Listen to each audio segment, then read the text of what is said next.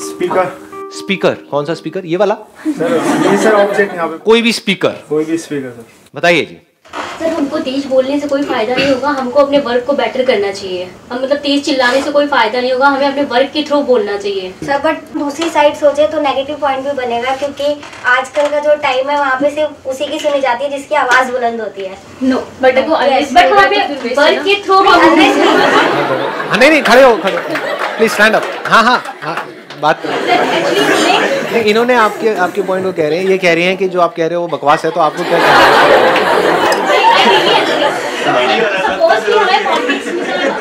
बचपन में मुझे ना लड़वा के बड़ा मजा आता था। बेड पे एक रिंग बनती थी, उस टाइम पे WWE बड़ी चलती थी, तो मैं भाई बहन को लड़वाता था मैं, और भाइयों को, दो भाइयों को आपस में मारो पीटो। हाँ, सपोज कोई पॉलिटिशियन है, वो चुनाव से पहले कुछ भी बोले कि हम ये करेंगे वो करेंगे, बट वो नहीं करते हैं, तो हम उनको नेक्स्ट टाइम नहीं सिलेक्ट करेंगे ना। हम किसी आपका क्या कहना है इस बारे में? आप सोचिए कि यहाँ पे 4 लोग हैं, सेम थिंग, सेम यही सोच रही है, सेम ये भी सोच रही है, बट ये बोल नहीं पा रहे हैं, पर इनमें कोई एक चाहिए ना जो जिसकी आवाज बुलंद हो, तो सुनी उसी की जाएगी। जो आवाज बुलंद होने से फायदा नहीं है, बट ये कहना चाह रही है कि आप जो कह रहे हो बकवास है,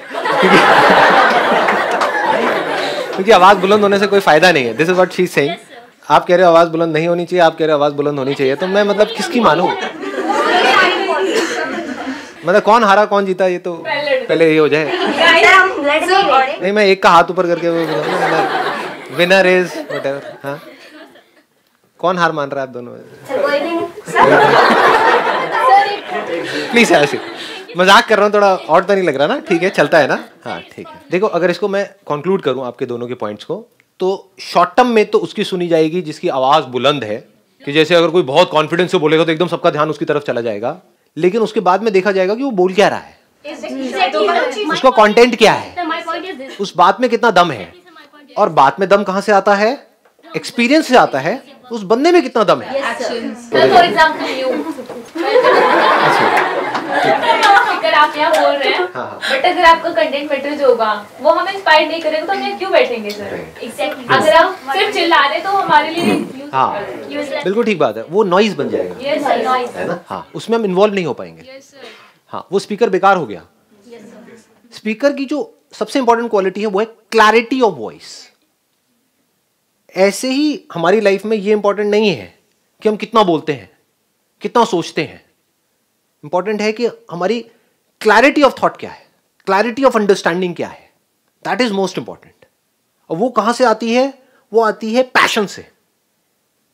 if you are passionate about the topic on which we are speaking, if you have got experience related to the topic that we are touching, तो वहां से क्लैरिटी आ जाती है।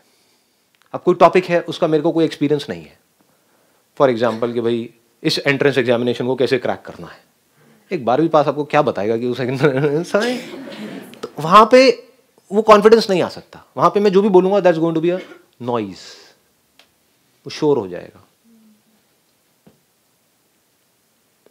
लेकिन अगर मैं उसी के बारे में बात कर रहा हूं जिस पे कि मैंने काम किया है, तो वहां पर एक अजीब सी आपको एक क्लैरिटी नजर आएगी। किसी भी अच्छे स्पीकर की पहचान ये है, अगर इस स्पीकर की बात करूं या किसी पब्लिक स्पीकर की बात करूं, या एक एक्स्ट्रा ऑर्डिनरी कम्युनिकेशन स्किल का जो एसेंस है वो ये है कि किस तरह से वो पर्सन उस टॉपिक को आपसे रिलेट कर सकता है। This is the biggest quality of a speaker, जो आ सकती है सिर्फ तब जब उसने उस टॉपिक को खुद से रिलेट कर लिया है, सिर्फ अपनी मेमोरी में फीड नहीं किया है। तो अगर आप खुद से कनेक्ट करके इस दुनिया को समझ पाओ, इस यूनिवर्स को समझ पाओ, किसी भी काम को समझ पाओ, तो आप इसी तरह से औरों से रिलेट करके उनको समझा भी सकते हो। तो आप क्या बन सकते हो? आप एक एक्स्ट्रा ऑर्डिनरी स्पीकर बन सकते हो। फिर आपके मुंह से चाहे एक वर्ड बाहर आए, चाहे हजारों वर्ड्स बाहर आए, एक एक वर्ड के पीछे एक अजीब सी पावर होगी, एक स्ट्रेंथ होगी, एक क्लैरिटी होगी। सुनने में मजा आएगा, लोग सुनेंगे, इसका मतलब वो स्पीकर काम का है। सर आपकी तरह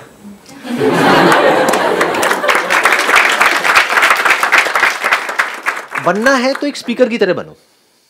स्पीकर क्या है? सिचुएशन के हिसाब से अडेप्ट कर लेता है अपने आप को। एक स्पीकर को उठा करके आप किसी वेडिंग में रख दोगे तो वहां पे धूम धड़ाका शुरू हो जाएगा, उसके अंदर से लोग नाचने लग जाएंगे।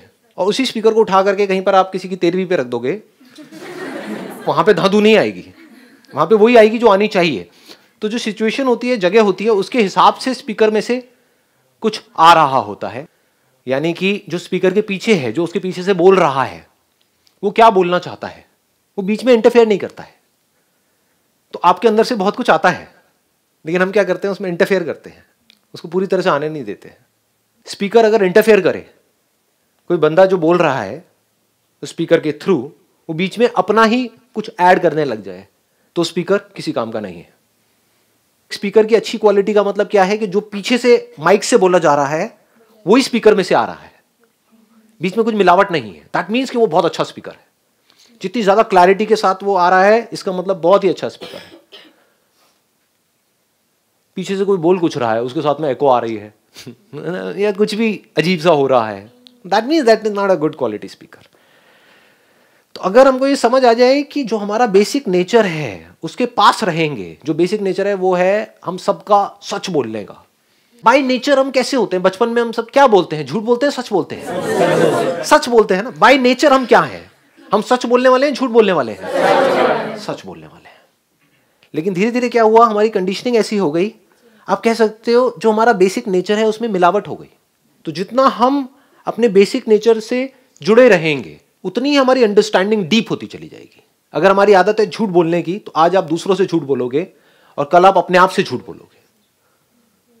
ऐसा हम करते भी हैं, बहुत करते हैं। जब एक्सरसाइज करना होता है तो हम किसी और को धोखा नहीं दे रहे होते, अपने आप को धोखा दे रहे होते हैं कि छोड़ ना, कल कर लूंगा। आपको पता है नहीं करोगे समझ गए? तो किसको धोखा दे रहे हो? क्योंकि आदत पड़ गई झूठ बोलने की, तो हम अपने आप से भी झूठ बोल रहे हैं। अगर उस वक्त हमारी सच बोलने की आदत हो तो हम क्या बोलेंगे अपने आप को? मैं कोई कल नहीं करने वाला, अगर आज नहीं करी तो। जब आज ही नहीं कर रहा तो कल क्या खाक करूंगा? यह है अपने आप को सच बोलना। Truth is a very very big power as far as clarity in life is concerned. कि जो है जैसा है एज इट इज, बिल्कुल एक मिरर की तरह। जैसे मिरर अपनी तरफ से कुछ ऐड नहीं करता है, जो भी होता है उसको एज इट इज दिखा देता है, दैट इज ट्रूथ। तो जब हम इस तरह से देखते चले जाते हैं तो धीरे धीरे जो भी कुछ है वो सब एज इट इज हमको दिखने लग जाता है। ज्यादा हो गया, ज्यादा डीप हो गया, हो गया है थोड़ा सा। कनेक्ट कर पा रहे हो मेरी इस बात से?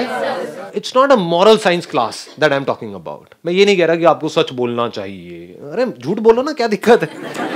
But the point is you need to understand कि सच बोलने से क्या होता है और झूठ बोलने से क्या होता है। जो झूठ बोलता है वो आज दूसरों से बोलता है तो बाहर भी फंसता है, क्योंकि उसका रिलेशन लंबा नहीं चलेगा। लोगों को पता लग जाएगा तो झूठा है, उस पर कोई विश्वास ही नहीं करेगा। जिस पे कोई विश्वास नहीं करेगा वो लाइफ में आगे क्या खाक बढ़ेगा। सर, किसी कॉन्सिक्वेंसेस में अब फंस गए हैं और अब सच बोलते हैं तो हमें पता है बहुत नुकसान हो जाएगा, तो फिर झूठ बोलना पड़ता है फिर, क्योंकि हमें पता है कि हमारा नहीं और भी लोगों का हो जाएगा, तो उन लोगों का ना हो, अपना ना सोच के, पर उन लोगों के लिए भी बुरा ना हो, इस वजह से बोलना पड़े। तो व्हाट टू डू? कभी ऐसा भी हो सकता है कि आपको बाहर झूठ बोलना पड़ रहा है बिकॉज ऑफ व्हाटएवर रीजंस। कम से कम अपने आप से तो सच बोलो, दैट इज इंपॉर्टेंट। खुद से झूठ नहीं बोलना है, दैट इज सच। और धीरे धीरे अगर आप अपना इस लेवल को बढ़ा सको, यानी कि खुद से सच बोलना है, शुरुआत यहां से हो, और धीरे धीरे बाहर भी सच बोलना है।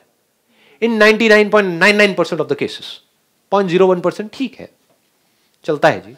अपनी जान बचाने के लिए, किसी और की जान बचाने के लिए आप कर रहे हो, या किसी और को बुरा ना लगे, अननेसेसरी कोई हर्ट ना हो आपके उस सच की वजह से, तो आप नहीं बोल रहे हो, ठीक है। मोटिव अच्छा ही है ना पीछे से आपका। बस कहने का मतलब कोई मैनिपुलेशन नहीं, आप बिल्कुल सीधे साधे हो, बिल्कुल एब्सोल्युटली सीधा साधा हो जाना मतलब सिद्ध हो जाना। योगा में एक वर्ड होता है सिद्ध, आप लोगों को पता नहीं होगा। सिद्धि, ये सबसे बड़ी सिद्धि है। लोग सिद्धियां किसको समझते हैं? पानी पे चल रहे हैं, हवा में उड़ रहे हैं, ये सिद्धियां किसी काम की है? आपने 20 साल तक कुछ प्रैक्टिस करी, 20 साल बाद क्या हुआ? अब आप पानी पे चल सकते हो, अब आप पानी में डूबोगे नहीं। तो उसको बोलो भाई बोल दो, ठीक है। अबे खच्चर, तूने अपने 20 साल खराब करे लाइफ के, किस लिए? कि तू पानी पे चल के इस नदी के यहां से वहां पहुंच सके। इससे अच्छा 5 रुपए बोट वाले को देता। सोचो, ये चलो मान लो ये करके उड़ गए, अबे कौवा भी उड़ता है, तो उड़ के तूने क्या क्या उखाड़ लिया? Have you got peace of mind? सबसे बड़ी सिद्धि ये है कि आप बिल्कुल सीधे साधे हो गए, जो जैसा है वैसा दिख जाता है आपको सब कुछ। तो सर जो सच किसी और के लिए सच है वो हमारे लिए झूठ हो सकता है? वो सच नहीं है। जो सच किसी के लिए सच है, किसी के लिए झूठ है, वो सच नहीं है। जो सच सबके लिए सच है, इररिस्पेक्टिव ऑफ थॉट, वो सच है। सर बट जो हम कलर्स देख रहे हैं वो हमें तो लगता है सच है, लेकिन अगर उसकी रियलिटी पे जाए वो तो झूठ है, क्योंकि समुद्र का पानी नीला दिखता है लेकिन पानी का कोई कलर नहीं होता। नहीं, कलर्स दिख रहे हैं, ये सच है, ये झूठ नहीं है। बारिश हुई, पानी की कुछ बूंदें गिरी, उसमें से लाइट पास हुई और एक रेनबो दिख रहा है, क्या वो रेनबो झूठ है? अरे सच है, दिख रहा है, मतलब आंखों से दिख रहा है, सच है। लेकिन अगर हम कहें यही सच है तो ये इनकम्प्लीट सच है, समझ गए? बट रेनबो है, लाइट वहां पर है, ये सच है। अगर आप कहो वहां पे रेनबो है ही नहीं तो ये झूठ हो गया। सिंपल है ना, मतलब सच बहुत ही सिंपल है, सच में कोई कॉम्प्लिकेशन नहीं है। रेनबो है, सच है, बट ये जो रेनबो आया ना, ये परमानेंट है, ये हमेशा के लिए रहने वाला है। ये क्या है? झूठ है। रेनबो कुछ देर के लिए रहने वाला है, because it is related to some conditions. जैसी वो कंडीशंस चेंज होंगी, रेनबो दिखना बंद हो जाएगा। ये सच है। समझ गए ना? एक एक करके हम आगे बढ़ते जा रहे हैं। रेनबो के पीछे, एक मिनट समझो, रेनबो के पीछे जो लाइट है उसका कोई कलर नहीं है, बट रेनबो के पीछे लाइट है। ये सच है, झूठ है? सच है। इसको समझ लेना, मैं लेयर्स को टच कर रहा हूं एक एक करके, अगर आप देख पाओ कि सच को कैसे देखते हैं। इसको कोई चैलेंज कर सकता है जो भी बातें मैं बोल रहा हूं अभी? तो ये सच है। इसको कैसे चैलेंज करोगे? स्टेप बाय स्टेप बता दो। तो उसके पीछे जो लाइट है उसका अपना कोई कलर नहीं है। ये सच है, झूठ है? सच है। अब ये आपको कैसे पता लगेगा? अर्थ है, वहां पर सन है, उसके बीच में अगर आप देखोगे तो डार्कनेस है, तो लाइट नहीं दिखती है। लाइट जब रिफ्लेक्ट होती है किसी सरफेस पे पड़ के तब दिखती है। Depending upon the quality of the surface, उसके हिसाब से दिखती है। या तो वो ट्रांसमिट होती है, तो डिपेंडिंग अपॉन के कहां से वो ट्रांसमिट हो रही है। किसी क्रिस्टल में से ट्रांसमिट होगी तो जो उस क्रिस्टल की क्वालिटी है उसके हिसाब से लाइट दिखती है। क्या वो जो दिखता है वो पूरी लाइट है या लाइट का एक छोटा सा एस्पेक्ट है? ज्यादा हो रहा है? हाँ, लग रहा है, मजा आ रहा है। एक रेनबो है, आप कह रहे हो ये रेनबो लाइट में जो कुछ भी है वो उस रेनबो में दिख गया है। ये सच है, झूठ है? क्या उस लाइट में अल्ट्रावायलेट रेज नहीं है? क्या उस लाइट में इंफ्रारेड रेज नहीं है? तो लाइट में इनफाइनाइट पॉसिबिलिटीज है। हम एक उस लाइट के लिमिटेड एस्पेक्ट को देख रहे हैं depending upon the limitation of our senses. ये सच है, झूठ है? आंखों की लिमिटेशन है, बट अगर आंखों के आगे हम कुछ इंस्ट्रूमेंट्स ऐड कर दें तो हम कुछ ऐसे भी एस्पेक्ट्स को देख सकते हैं जो अभी इन आंखों से हम नहीं देख पा रहे, लेकिन वो भी लिमिटेड है, ये भी लिमिटेड है। ये सच है, झूठ है? कोई भी इंस्ट्रूमेंट हमको सब कुछ नहीं दिखा सकता है। There is no instrument which can show us everything. तो instrument is always limited, light is not limited. समझ गए? नहीं समझे? कहां समझे? तो ऐसे ही जब हम देखते हैं चीजों को तो बड़ी क्लियरली चीज नजर आने लग जाती है। तो यहां से क्या निकला? अगर कुछ आपको समझ आया आज कुछ अगर सच समझ आया, सच को कैसे देखते हैं, तो ये सब जो भी कलर्स आपको दिख रहे हैं वो सब क्या है? लाइट है। वो लाइट जिसमें कोई कलर नहीं है, लाइट का खुद का कोई कलर नहीं है, लेकिन ये सब कलर्स उसी लाइट के हैं। ये भी सच है। अब देखो ना कितना मजेदार है सच। It looks contradictory, that is the beauty of truth. झूठ में कोई कॉन्ट्रडिक्शन नहीं होती है। जो मैं कह रहा हूं ना वही सही है, वहां पे कोई कॉन्ट्रडिक्शन ही नहीं है। तो है भाई, ठीक है, तू मानता रहे। किसी ने कुछ पकड़ लिया, किसी ने कुछ पकड़ लिया, अपनी इल्यूजन्स क्रिएट कर ली। नहीं नहीं नहीं, जो इस किताब में लिखा हुआ है वही सही है, जो इधर लिखा है वही सही है, जो इधर लिखा है वही, सब झूठ है। सच में आपको कॉन्ट्रडिक्शंस नजर आती हैं। There is beauty in that, there is depth in that. कोई भी चीज झूठ होगी तो बड़ा शैलो होगा, उसमें डेप्थ नहीं नजर आएगी। यहां पर डेप्थ नजर आएगी। इस बात की गहराई को आप देख पा रहे हो। लाइट इज कलरलेस, बट सारे कलर्स लाइट में ही है। जैसा इंस्ट्रूमेंट लगाओगे वैसा ही दिखने लग जाएगा। क्या दिख सकता है? कुछ भी दिख सकता है। ऐसा ही है यूनिवर्स है। There is an underlying reality in this whole universe. Which is the very substance for everything, जिसको हम सुन रहे हैं, देख रहे हैं, टच कर रहे हैं, फील कर रहे हैं, उस सबका एक सोर्स है, एक एसेंस है। उसमें खुद में कुछ भी नहीं है, लेकिन ये सारी पॉसिबिलिटीज उसी में है। उसमें कुछ भी नहीं है, ये भी सच है, और सब कुछ उसी में है, ये भी सच है। दोनों सच है।